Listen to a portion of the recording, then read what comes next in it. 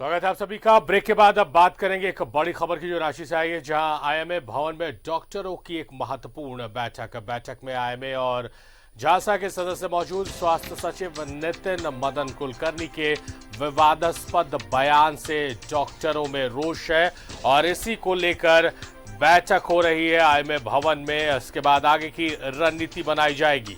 तो स्वास्थ्य सचिव के बयान के बाद ये रोष देखने को मिल रहा है डॉक्टर्स के बीच, और इसको लेकर एक बैठक आयोजित की गई है जिसमें तमाम जो डॉक्टर्स हैं आईएमए के वो मौजूद हैं।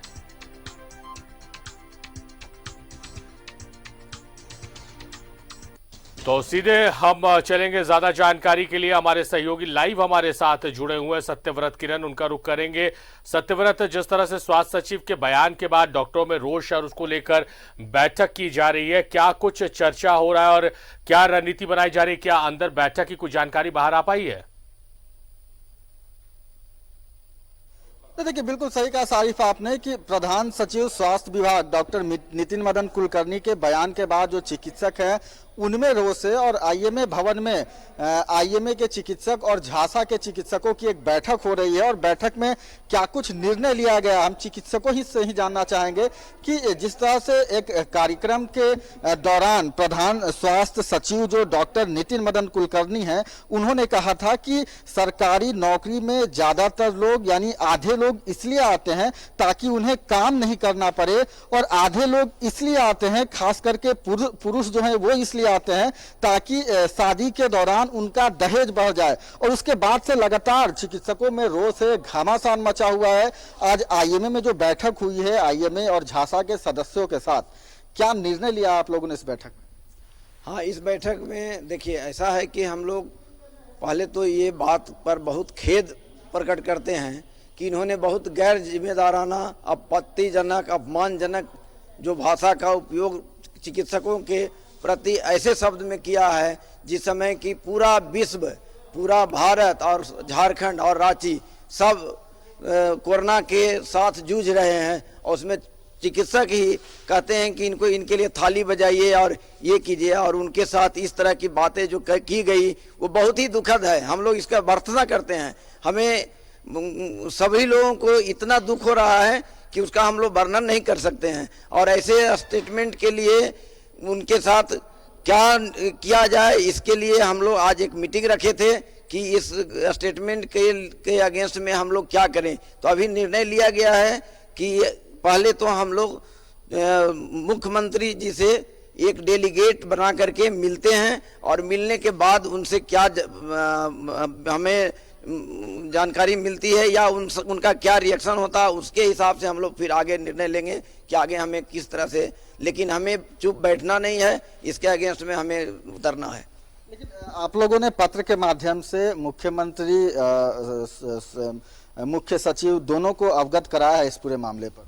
यस, हम लोग ने राज्यपाल, मुख्यमंत्री एवं मुख्य सचिव को भी पत्र लिख करके इस मामले में अवगत कराया है। अभी तक हमें कोई रिएक्शन नहीं मिला है, इसलिए हम लोग चाहते हैं कि डायरेक्ट एक समिति गठित करके एक डेलीगेट मुख्यमंत्री जी से सीधा हम लोग संवाद करेंगे कि आगे इसके लिए क्या कर रहे हैं। विभाग के बड़े अधिकारी हैं, चिकित्सकों का मनोबल बढ़ाना चाहिए। जिस तरह के कोरोना के इस महामारी में चिकित्सकों ने एक योद्धा की तरह काम किया है, वैसे में इस तरह का बयान चिकित्सकों में क्या असर? देखिए, चिकित्सकों में जो कोरोना काल में जो काम हुआ और केंद्र सरकार से लेके सारे लोग जो है कोरोना के समय में हम लोग कितने अपने कलीग को लूज किए, जो कि इलाज करते करते दिवंगत हो गए।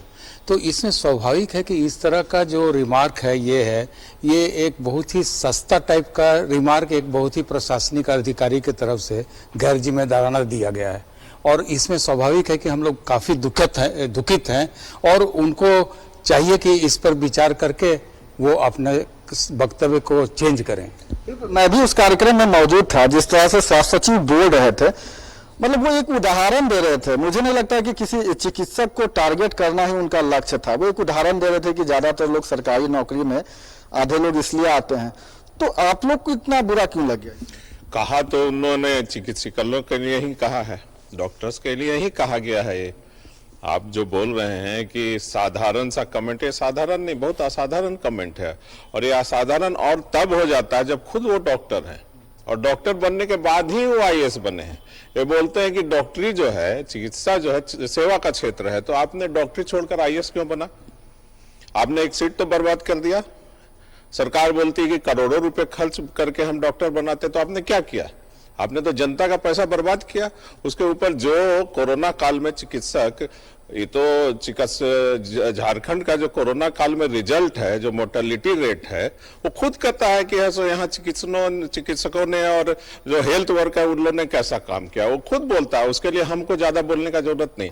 ये बहुत ही दुर्भाग्यपूर्ण उनका स्टेटमेंट है और जितनी भी भर्त्सना की जाए कम है। और हम लोग देख रहे हैं, हम लोगों को है सो हम लोगों ने खबर किया मुख्यमंत्री को, गवर्नर को, प्रधान सचिव को। अगर उधर से कुछ नहीं होगा तो हम लोग उनका विरोध किसी भी हद तक करेंगे। जाहिर तौर पर सत्यव्रत, जिस तरह से बयान का विरोध है, इसको लेकर में रणनीति बनाई है, सीएम से मिलकर वो शिकायत दर्ज करेंगे और पूरी उम्मीद है कि मुख्यमंत्री इनकी बातों को, इन डॉक्टर्स की बातों को समझेंगे और एक बीच का रास्ता निकालेंगे, क्योंकि इन डॉक्टर्स की जरूरत हमें कल भी थी, आज भी है और आगे भी हमें इनकी जरूरत रहेगी। बहुत बहुत शुक्रिया सत्यव्रत, आप